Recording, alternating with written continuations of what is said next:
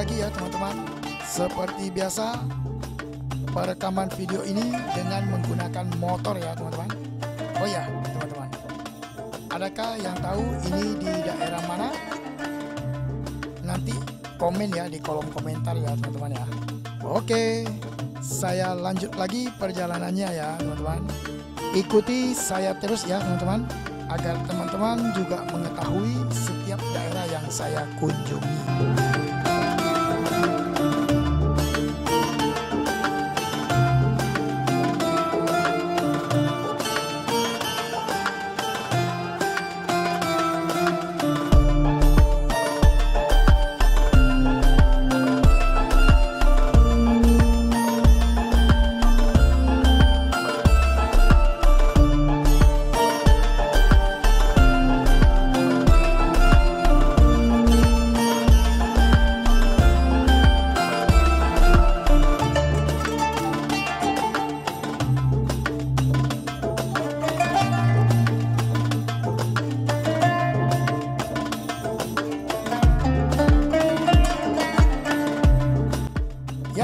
Itulah tadi video singkat tentang perjalanan saya yang saya rekam dengan menggunakan sebuah HP dan motor tentunya.